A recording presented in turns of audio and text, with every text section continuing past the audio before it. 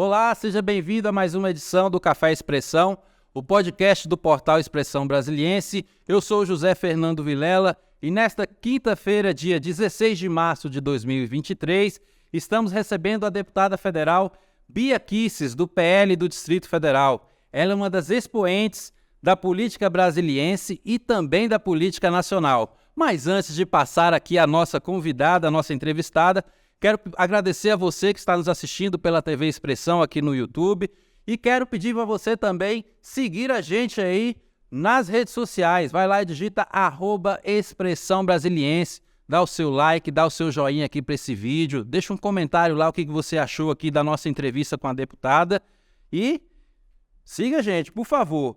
Tem também o nosso portal Expressão Brasiliense, é só você digitar expressãobrasiliense.com que você vai ficar por dentro das principais notícias do DF, do Brasil e do mundo. Portal Expressão Brasiliense, aquele que te conecta com a notícia. E vamos aqui à nossa entrevistada, Bia Kicis. Ela é natural de Resende, cidade do Rio de Janeiro, é procuradora aposentada do Distrito Federal, é formada em Direito pela UNB. Em 2018 foi eleita deputada federal pela primeira vez e em 2022 ela teve uma votação explosiva que a levou a se reeleger com mais de 200 mil votos, 214 mil votos, 733, cravado aí para o pessoal saber. No Congresso, no seu primeiro mandato, a deputada tornou-se uma das lideranças do ex-presidente Jair Bolsonaro e foi a primeira mulher a presidir a CCJ. Atualmente, Bia Kicis é uma das vozes da oposição ao governo Lula lá no Congresso Nacional, a quem eu dou o meu boa noite. Seja bem-vinda, deputada. Boa noite, Vilela, e quero cumprimentar toda a sua audiência. Muito feliz de estar aqui.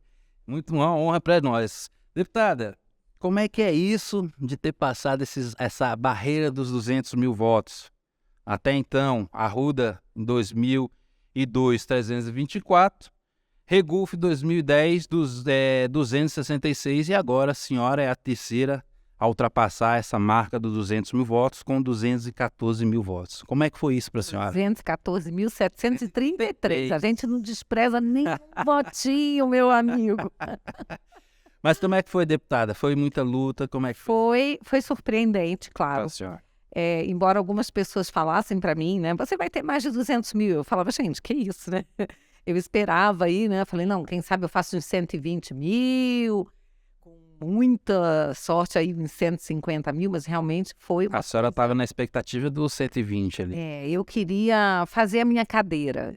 E eu tinha uma expectativa de trazer mais um comigo do PL, né? E deu certo, né? Eu me elegi e ainda consegui trazer o Fraga, que também se elegeu. Então, somos 2 federais pelo PL aqui no Distrito Federal, engrossando aí a maior bancada do Congresso, né? PL. 99 deputados. Isso aí, claro, graças ao nosso presidente Bolsonaro, né?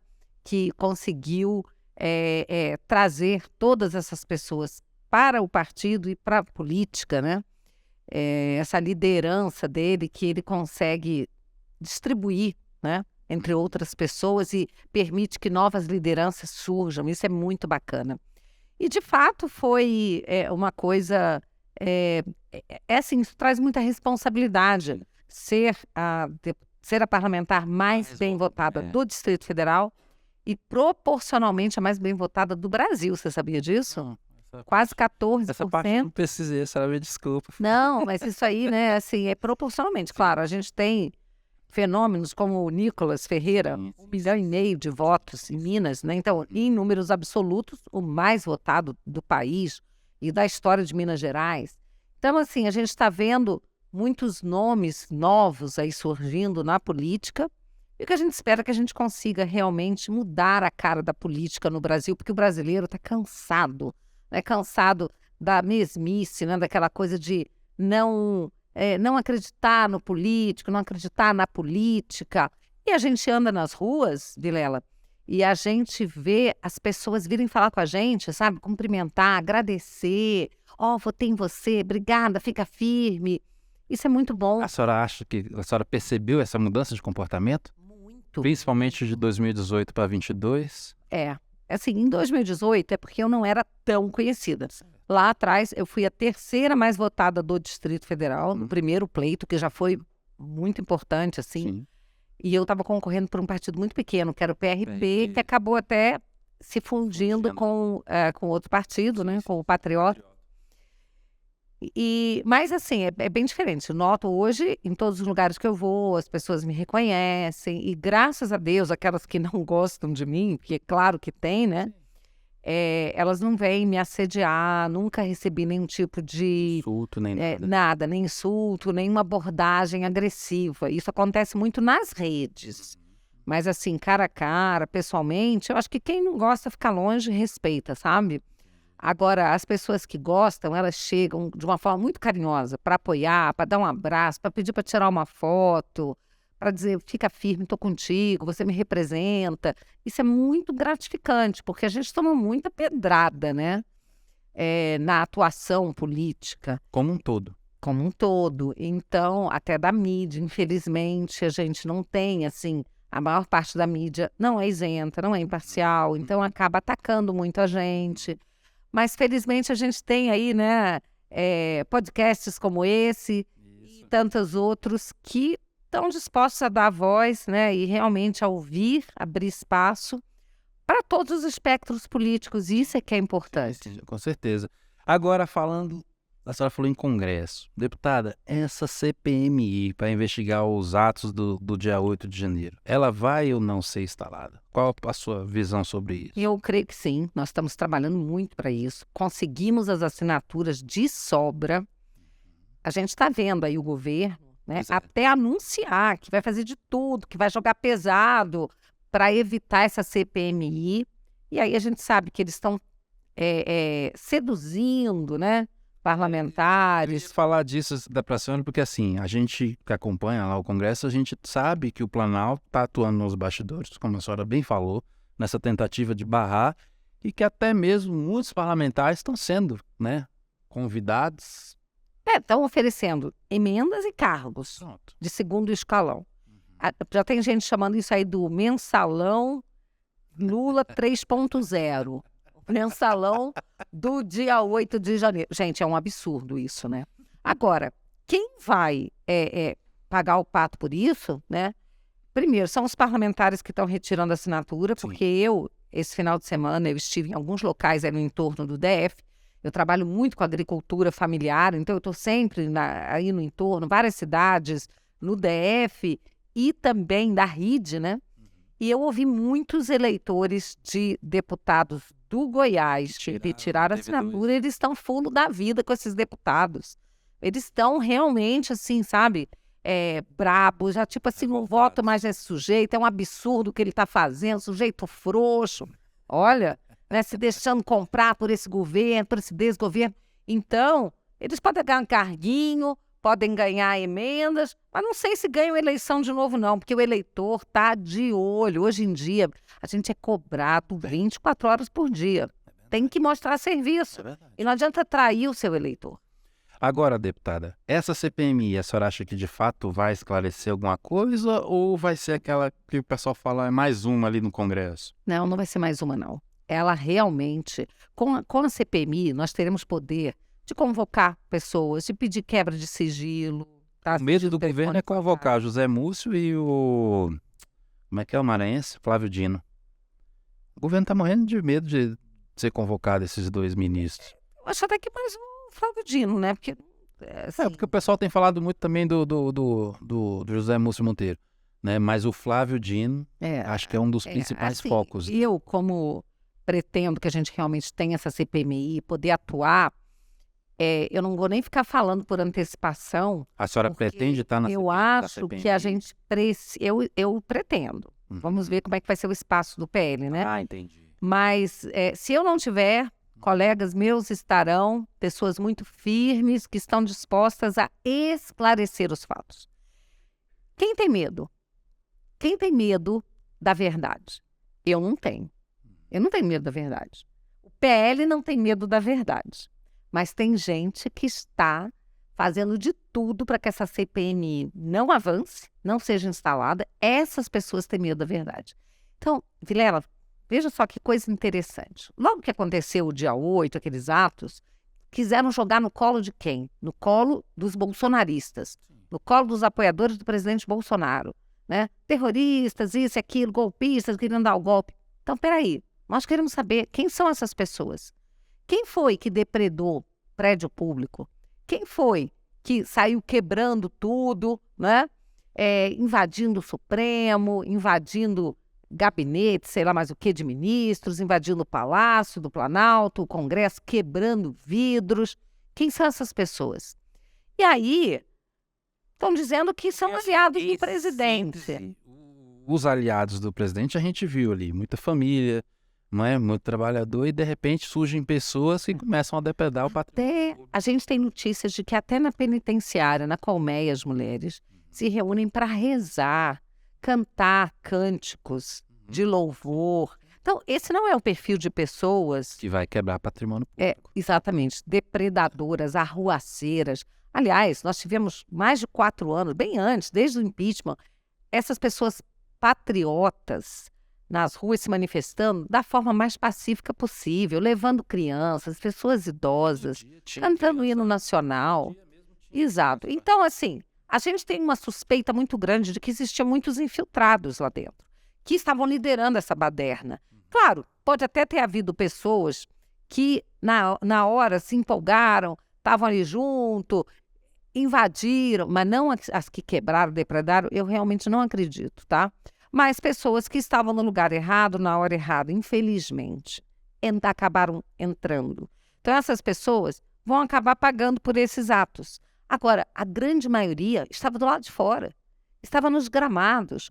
Pior ainda, tinha pessoas que estavam lá no quartel e pessoas que chegaram a Brasília à noite do dia 8 ou até no dia seguinte.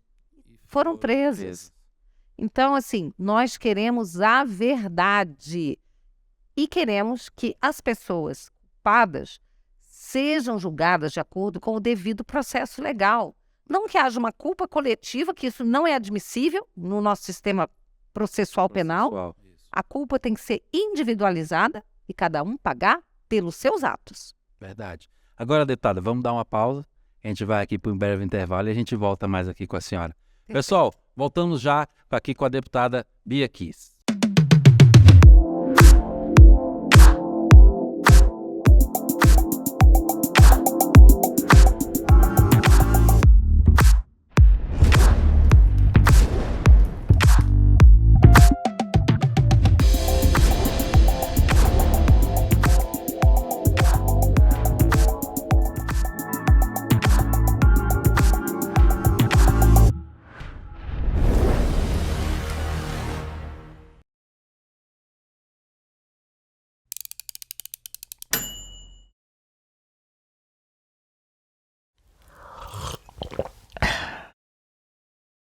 Muito bem, estamos de volta aqui com o Café Expressão, que nesta quinta-feira recebe a deputada federal Bia Kicis. Deputada, vamos aqui falar um pouquinho mais de Congresso. Como é que está esse processo de escolha lá do comando das comissões? A senhora vai querer presidir aí alguma comissão de novo? Sim, eu estou aqui candidatíssima a presidir a CFFC, que é a Comissão de Fiscalização e Controle, né? Essa comissão... A senhora quer fiscalizar mesmo, hein? Claro, esse é o papel, né? Temos que fiscalizar. Só vou ficar aqui com a senhora. Né? Financeira, fiscalização e controle. Pois é. E o que acontece é o seguinte, não faz o menor sentido você colocar o partido do governo para fiscalizar o governo. Sim. Então, é claro que tem que ser um partido de oposição. E o PL é o maior partido. E essa é a primeira pedida do PL, é exatamente a Comissão Financeira de Fiscalização e Controle, CFFC. E eu sou indicada do meu partido.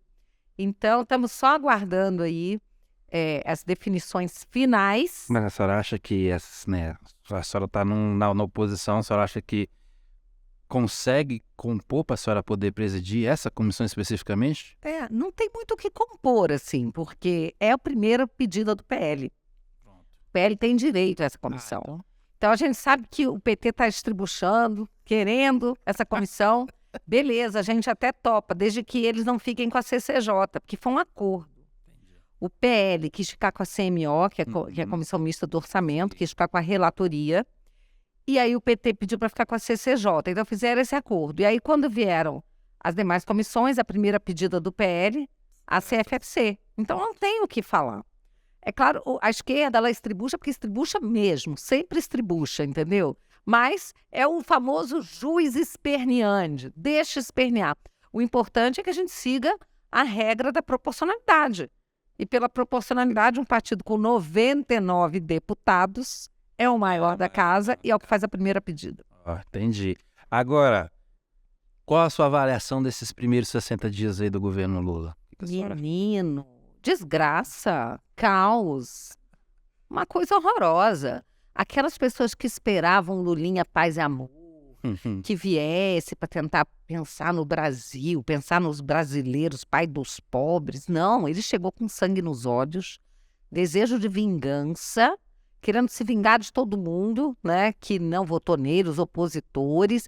O que eles querem é destruir tudo que foi construído pelo governo Bolsonaro, e muito bem construído, por sinal. Você vê, eles querem porque querem tirar a autonomia do Banco Central. O Brasil esperou por mais de 30 anos um presidente que topasse abrir mão de poder, que permitisse que o Banco Central tivesse a sua autonomia, né? Aí vem o Lula, fica infernizando, né, querendo tirar a autonomia do Banco Central o tempo inteiro, falando mal do presidente Roberto Campos Neto, que recebeu o título de melhor presidente do Banco Central, um título internacional, o melhor presidente do Banco Central do mundo. Ele recebeu esse título, se não me engano, foi em 2021. E aí fica lá, o PT quer destruir o marco... Essa que a senhora falou do Banco O Central. novo marco da uma infraestrutura. Tem mais? Tem muito mais. O novo marco da infraestrutura. Eles querem acabar, eles querem estatizar tudo, né? Esse Bolsa Família, nesse novo formato que eles estão querendo, aonde passa a considerar uma pessoa de 12 a 18 anos para também passar a ser atendido dentro da família como se fosse criança, eu já falei isso aqui, eu acho um absurdo. Assim, o excesso de assistencialismo... Mas eu acho que aí já está passando demais do limite. Não, agora outra coisa. Vetaram o 13º do Bolsa Família. Vai, né? Tirar. O Bolsonaro deu, eu era até vice-líder do governo, trabalhei pela medida provisória, e olha que interessante, na época da medida provisória do 13º para o Bolsa Família, tinha um impacto de uns 4 bilhões. E aí, a esquerda incluiu o 13º para o BPC, para as pessoas que recebem BPC. Só que o BPC era assim, é o valor do salário mínimo. Sim. Então, o impacto subia de 3, 4 bilhões para 8 bilhões. Inviabilizava totalmente, não tinha orçamento para isso. E eles ficavam lá dizendo que o governo que não tinha coração, que não queria cuidar do pessoal do BPC, que são os vulneráveis e tal, né? Agora, eles não querem dar nem para quem recebe o Bolsa Família. Nem para quem eles defendiam. Então, assim, a esquerda é aquele papinho, aquela narrativa de que defende os pobres. Não defendem ninguém, eles defendem eles mesmos, defendem a agenda deles, entendeu? Só isso que eles defendem. Os amiguinhos deles já estão fazendo contratos milionários com empreiteiras, todas acusadas de corrupção. Quer mandar dinheiro para fora do país, para países, seus amiguinhos ditadores, totalitários, Argentina, Venezuela, Nicarágua. Financiar obras fora do Brasil. E as obras aqui dentro? Tem desde a época. Então, assim, o que eu posso falar desse desgoverno? É o caos. Né? Entendi. Não dá para concordar. Agora eu quero dizer o seguinte, eu faço uma oposição firme, porém responsável. Se o governo mandar um projeto que preste, que seja factível, que tenha responsabilidade fiscal, ela vai estar lá que seja bom, eu apoio. Eu só duvido que eles mandem um projeto desse. Mas se mandar, eu apoio. Eu não vou fazer oposição pela oposição, não. Se mandar uma coisa boa, tá? Responsável, pode contar comigo. Deputada, e como a senhora vê essa questão do ex-presidente Bolsonaro fazer política fora do país? A senhora acha que tem resultado? A senhora acha que reza a lenda aí dos petistas, que se ele pisar aqui ele vai preso? O que é a sua opinião sobre isso? Bom, eu acho o seguinte, primeira coisa, a esquerda, ela tem uma capilaridade muito grande fora do país. eles sempre falaram narrativas super mentirosas e falaciosas, como lá atrás, tem vídeos do Lula que dizia que no Brasil tinha 40 milhões de crianças passando fome. Aí ele mesmo falava depois, gente, eu falava isso, chutava os números, imagina, se tivesse... Aí o interlocutor falou, mas se tiver 40 milhões de crianças passando fome, você vai tropeçar em crianças passando fome na rua o tempo todo. Aí ele falava, eu inventava os números, era bonito fazer isso. Então eles sempre mentiram, né? Durante o governo Bolsonaro, inventaram muitas falácias lá fora, é só o que eles fazem, tá? E agora o presidente Bolsonaro está fora do Brasil, está tendo a oportunidade de conversar, inclusive com repórteres, né, com jornalistas, com políticos de fora do Brasil, para falar um pouco da verdade, né? Então isso é muito importante, porque o mundo hoje é um mundo globalizado. A gente precisa atingir os outros países, né? Só que a gente atinge com verdade, enquanto eles levam só mentiras para fora do Brasil. Mas a senhora acha que está tendo algum resultado na prática para cá, para aqui, para o pessoal que está aqui? Olha só, o presidente Bolsonaro acabou de ir ao CPEC, que é o maior encontro conservador que existe. Inclusive esteve lá com o Trump, com o Donald Trump, teve acesso a muita gente importante da política americana. Isso é muito bom, tá? Ele é respeitado lá fora, né? E por falar em ser respeitado lá fora, né, as pessoas já estão olhando para o Brasil, né, de forma assim, ih, meu Deus, está dando ruim, está dando ruim. Você viu que o Brasil não assinou aquele documento que mais de 50 países assinaram na ONU, condenando as atitudes do Daniel Ortega na Nicarágua, que está perseguindo cristãos. Não vão assinar, não? Né? O Lula não, porque é amiguinho dele. Agora, veja que coisa interessante. Durante a campanha, a gente não podia postar que o Lula era amigo do Daniel Ortega. O Lula dizia que nem conhecia, né? Se bobeasse, não, disso nem sei quem é. Sim. E o TSE mandava a gente tirar a postagem. As agências checadoras diziam que era fake news. E a gente passava por mentiroso.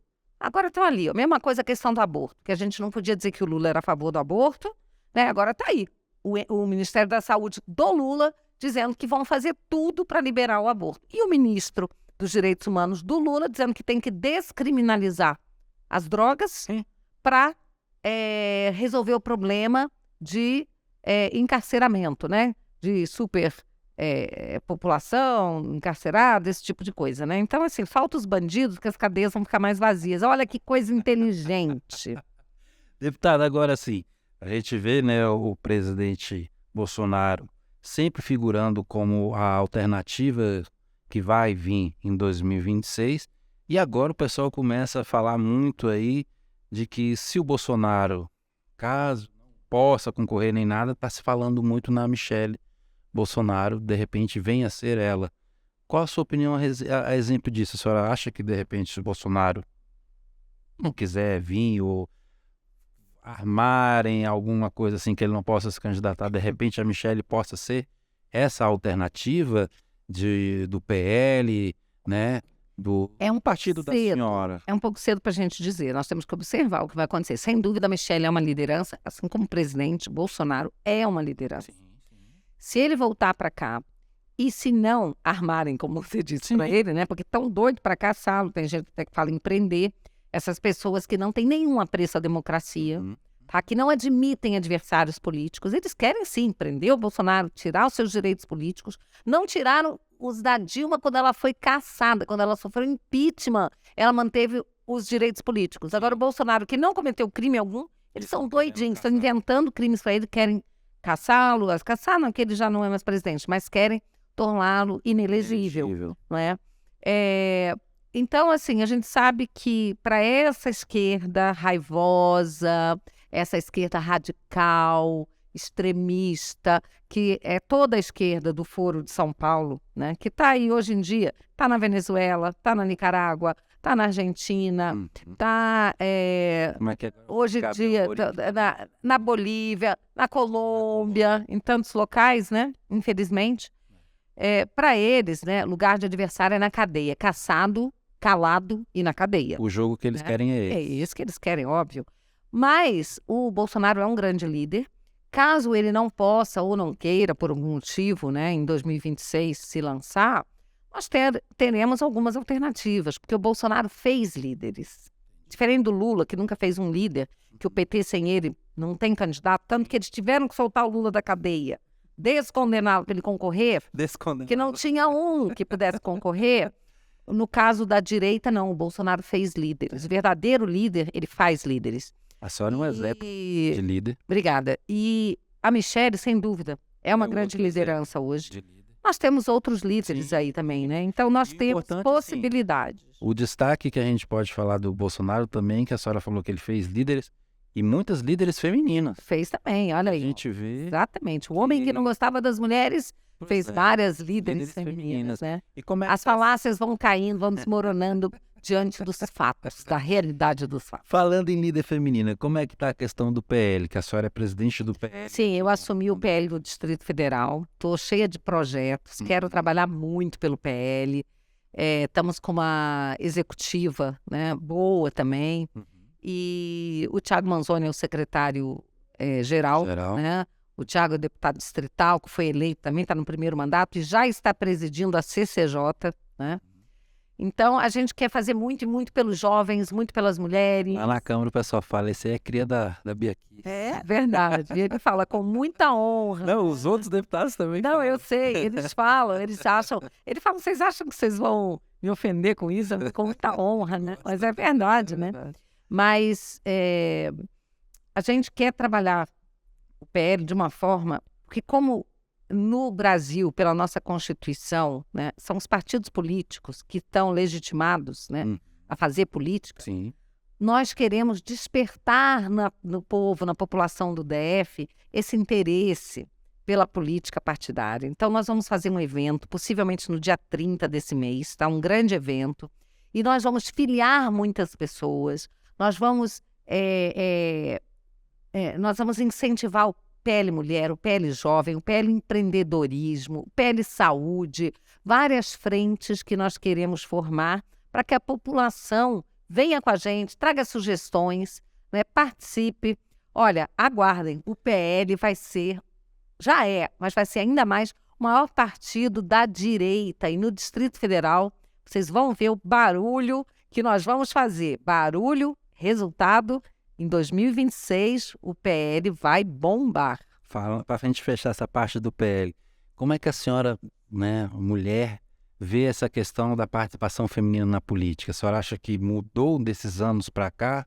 Porque a gente sempre ouve falar que a mulher não se interessa pela política, a mulher não quer, e a gente vê a senhora sendo a mais votada. Exatamente.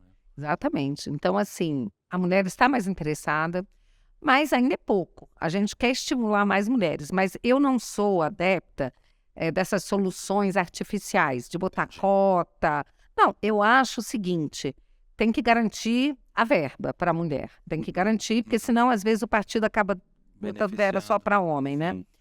Mas por que eles fazem isso? Porque, às vezes, eles não apostam nas mulheres, porque não tem muitas mulheres realmente com muita expressão política ainda. Mas nós estamos vindo com força. Eu acredito que nós, mulheres, que já estamos na política, devemos inspirar novas mulheres e que o partido tem que dar formação. Eu acredito numa solução que é orgânica. Então, o partido oferecer formação para mulheres, capacitação, para que as mulheres se sintam incentivadas e aptas. Nossa, eu vou fazer uma formação de oratória, eu vou estar lá junto com a deputada Bia Kicis, entender como é que funciona.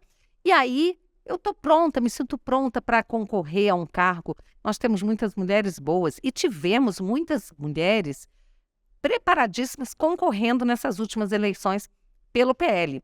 Nem todas, né, se elegeram, mas eu acredito que em 2026 a gente consiga aumentar a participação das mulheres. Ó, mulherada, tá vendo aí, né? A deputada tá instigando vocês. Deputada, vamos dar mais uma pausa e a gente volta para o nosso último bloco. Pessoal, voltamos já com a deputada federal Bia Kicis aqui no Café Expressão.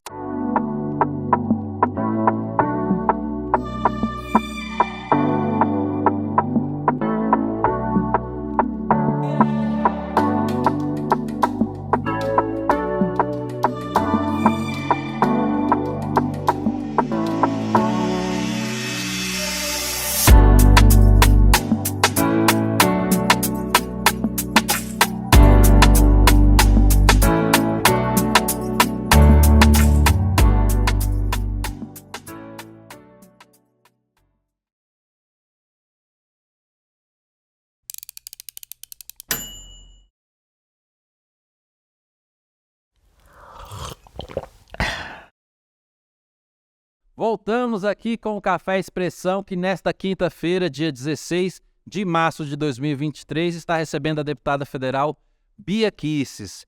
Deputada, eu queria que a senhora falasse de um projeto aí que a senhora tem e também a senhora falasse a relação dele com essa questão do deputado Nicolas Ferreira. A senhora falar sobre isso. Claro, É a polêmica do momento. Na crista da onda. É isso aí. Bom, isso aí eu acho que o pessoal mais jovem nem conhece essa expressão que é do século passado. Eu também não lembro, não, deputada. Eu vou confessar para a senhora. Eu sou do século passado, então. Mas, gente, esse assunto tomou conta das redes, da mídia, né? O Nicolas, no Dia das Mulheres, subiu na tribuna, botou uma peruca, disse que se sentia mulher naquele momento, deputada Nicole, né? E disse, agora eu tenho lugar de fala. Aí eles ficaram... Ele denunciou o fato de que as mulheres estão perdendo espaço para homens, né? Inclusive, ele está respondendo a um processo por, lá atrás, acho que quando ele era vereador, né? Ter dito que ele homenageava as mulheres XX, né? Bom, e aí teve a deputada Tabata, o pessoal do PSOL, dizendo que iam pedir a cassação do Nicolas. Gente, tudo isso é muito absurdo. Primeiro que aquilo ali é a casa do debate. Sim. E nós temos imunidade parlamentar. A gente pode subir na tribuna e falar o que quiser. Se um deputado quiser subir na tribuna e dizer que a grama é roxa, ele pode falar isso e não pode ser julgado por isso, tá? Bom, então estou querendo dizer que ele ofendeu o decoro parlamentar. Eu não vejo por quê. Né? Assim, até engraçado que essa crítica surge de pessoas que defendem ideologia de gênero e defendem que existe o gênero fluido, que hoje você pode acordar se sentindo homem, depois do almoço você pode se sentir mulher, né? À noite você pode se sentir homem de novo, né? Você pode mudar o seu nome social a qualquer momento. Então, assim, pode tudo, vale tudo. O homem pode entrar em banheiro de mulher porque se sente mulher, bota um vestidinho. E aí, o Nicolas não pode botar uma peruca? Então, assim, eu até entendo que tem gente que fala assim, o conteúdo do que ele falou foi perfeito, mas não precisava ter feito daquela forma. Bom, a forma foi a forma que ele quis fazer. E o parlamentar é livre para fazer isso. Ele não foi desrespeitoso com ninguém. O que trouxe para a linguagem de hoje, né? E eu quero dizer o seguinte, eu apoio tudo que ele disse. Eu sou autora do projeto 3396 de 2020. E esse projeto, ele estabelece como único critério para a pessoa participar de uma competição esportiva feminina, o sexo biológico. Tá? E esse projeto está parado lá, não anda. Desde 2020, porque foi para a Comissão de Direitos Humanos e Minorias, e o parlamentar que presidia a comissão era do PT, ele distribuiu para uma deputada do PT, a Érica Cocai, que sentou em cima. Enquanto isso, atletas, mulheres, estão, de fato, perdendo espaço para homens. Nós temos assistido, e aí o Nicolas, a atitude dele, fez o tema, jogou luz nesse tema. E nós estamos nas redes vendo vários vídeos de atletas que estão se manifestando, dizendo, olha, eu treinei a minha vida inteira, eu deixei de ir para festa, para balada, quando eu era jovem, quando eu tinha 15 anos, minhas amigas iam, eu dormia cedo, levantava de madrugada, treinava, para poder ser uma campeã. E hoje eu não consigo mais subir no pódio porque atletas trans estão tomando o meu lugar. E aí vem dizer, mas isso é transfobia. Não tem nada de transfobia. Eu convivo perfeitamente com qualquer pessoa trans. Não tem o menor problema, tá? Ser amiga, trabalhar junto, não tem nenhum problema. Agora, querer que essas pessoas que têm uma estrutura óssea, uma estrutura hormonal, uma estrutura muscular, um tamanho de ombro totalmente diferente, né? Que compita com mulheres, não, é desleal. Então, eu como mulher, eu preciso defender as mulheres, tá? No que realmente importa. Porque ficam querendo defender mulher em cada picuinha, cada mimimi. Aí na hora de realmente fazer algo que importa, ou proteger as nossas crianças, no caso desses banheiros trans. Hoje você só tem banheiro masculino e banheiro misto, tá? Porque qualquer homem que diga que se sente mulher está protegido para entrar num banheiro. Mas não é assim, nós trans, nós não vamos machucar mulheres. Mas como é que você vai diferenciar quem é e quem não é? Outro detalhe, se a pessoa tem o órgão sexual masculino, ela não pode entrar num banheiro feminino. Ela está invadindo a privacidade das mulheres. Agora, se uma pessoa trans passou por uma cirurgia, não tem mais o órgão masculino, não tem nenhum problema usar um banheiro feminino. Essa é a minha visão e eu sou livre para expressá-la. E isso não é transfobia, isso é cuidado com as crianças, com as meninas, com as mulheres. E eu fui eleita para isso, assim como o Nicolas. Isso aí. Agora, deputada, vamos falar aqui do DF. Falar de um assunto também polêmico. Qual é a opinião da senhora em relação a esse afastamento do governador Ibanez Rocha? Eu fico muito tranquila para falar, como advogada procuradora, que fui do Distrito Federal por 24 anos, como política. Então, por conhecer as leis, eu digo, esse afastamento ele não tem fundamento jurídico nenhum. Quem poderia afastar o governador por crime de responsabilidade seria a Câmara Legislativa. E nos crimes penais comuns seria o STJ. Então, o Supremo nem teria competência para isso. Mas está lá, um governador reeleito em primeiro turno, afastado por uma canetada. Isso mostra que não se preza mais pela soberania do voto hoje em dia. Fica toda hora ameaçando caçar deputado porque falou isso, porque falou aquilo. Não se preza mais pela vontade do eleitor. Isso é um desrespeito à democracia. Agora, preciso ressaltar também, né, registrar aqui a minha admiração pela conduta da nossa governadora em exercício, Celina Leão, a vice-governadora, que tem sido exemplar. Ela trabalha de noite e ela honra o nome do governador. Ela tem sido leal. Todos né? os eventos. Uma parceira mesmo. Então, eu acho que todo mundo reconhece isso, a competência, a capacidade e a lealdade, que são valores muito importantes. Mas na política, né? Como eu espero, né, que o Distrito Federal possa retomar a sua estabilidade institucional, a segurança institucional, a gente espera que o governador possa voltar à sua cadeira o quanto antes. Agora, deputada, e a questão da bancada do DF, como é que tá? Já temos um coordenador ou ainda está naquele impasse Zalci Prudente? Não, está um impasse realmente, tá? Eu ainda sou a coordenadora, fui a coordenadora no ano passado, ainda não houve essa mudança, mas tem aí sim esse impasse ainda que a gente vai ter que resolver nos próximos dias. Por enquanto, Prudente Zalci. O Prudente ele tem essa pretensão. Ele angariou o apoio aí de vários parlamentares da bancada. O senador Zalci angariou o apoio das 2 senadoras. E nós vamos ter que conversar e chegar a um acordo aí, né? E o futuro político da deputada Bia Kicis? Já tem gente falando, Bia Kicis Senado 2026. Olha, para dizer a verdade, eu tenho vontade, sim, de ocupar uma cadeira do Senado, porque eu acho que eu posso contribuir muito com o Senado. As funções do Senado são muito importantes, de fiscalização dos demais poderes. E eu sou uma pessoa, que todo mundo já sabe que eu sou uma pessoa de coragem, né? Que estou disposta, né, a exercer esse mistério constitucional. Não vou fugir da raia, não. Mas aí a senhora tem que ver também avaliando o cenário até lá, né? A gente tem que aguardar, é muito cedo, claro. Nós temos que trabalhar. Mas já está esse burburinho. Bia Kicis, muita gente Senado. me fala que eu devia concorrer ao governo, ao Senado. Falou, se depender da minha vontade, eu miro o Senado. Mas nós temos que construir alianças, né? Nós temos que viabilizar. Hoje o meu nome realmente é o nome mais forte. Eu já tenho outros partidos que já me procuraram, disseram que me apoiam, que estão comigo. Partidos importantes aqui no cenário político.